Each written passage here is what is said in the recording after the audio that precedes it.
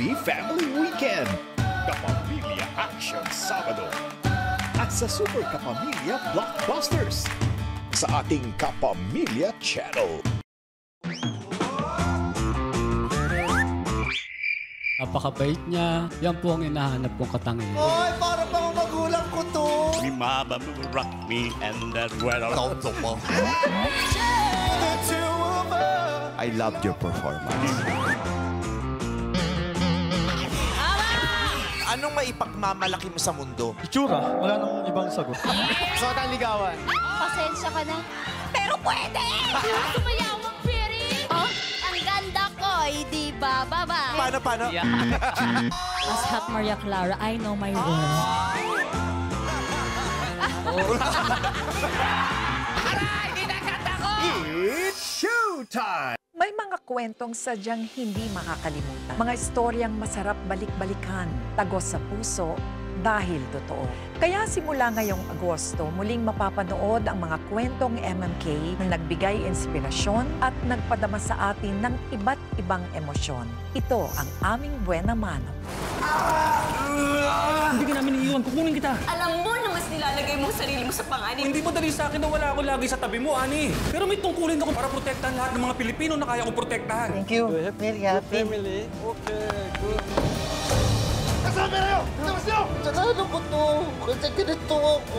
Ilang taon mo na yung nahanap yung tatay mo. Hanap na kita pa. May criminal record. Gagawin ko ang lahat-lahat para sa pagbabagong buhay mo. Tindig lang, anak. Ang dami-dami na nga nating problema, dadagdag ka pa. Pinanganak akong ganito, kaya mas naghihirap tayo. Ako'y mabigat sa pamilya natin. MMK Hugot from the Vault. Tuwing Sabado, 8:30 p.m. Ano ang puhunan mo sa buhay? Masyado kaming inamak kami mag-asawa. Sabi ko, babaguhin ko lahat ang sarili ko at lahat papasukin ko. Aasenso ako. Itong bahay, naipundar ninyo. Order namin mag-asawa. Sipag talaga. Sipag talaga. Hindi po aabot yung pera namin. Medyo discouraging po siya at first, pero it just pushed me more to aim higher.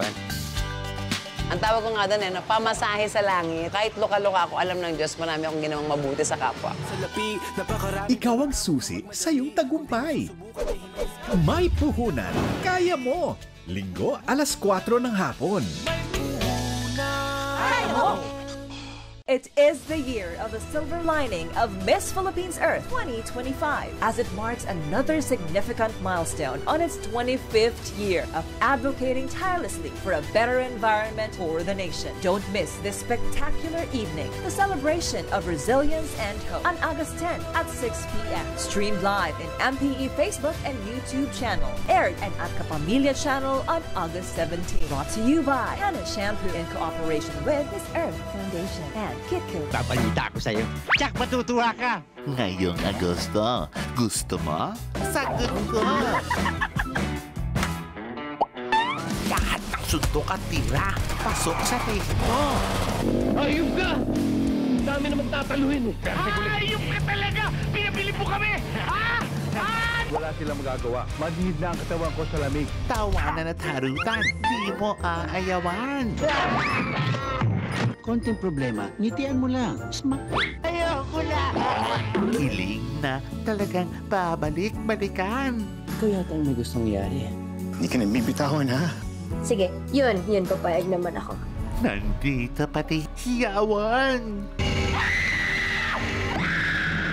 Ano ba?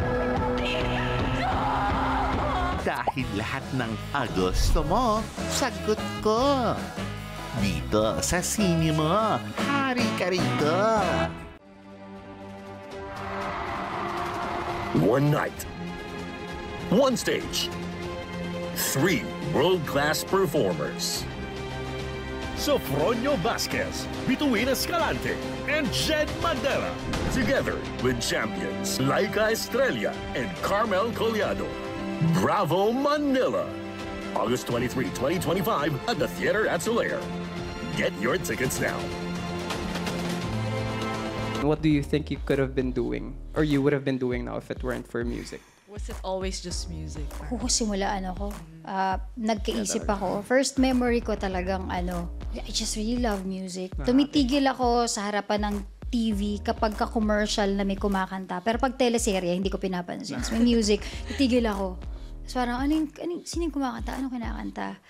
As I would, pupunta ako sa gitna ng sala namin, tutungtong ako sa table, pretend ako na stage yun, age 4.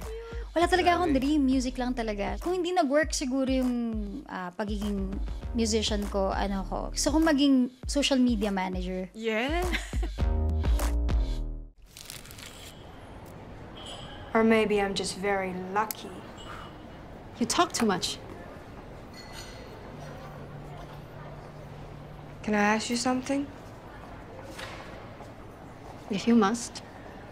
Did he break your heart? Is that why you have such a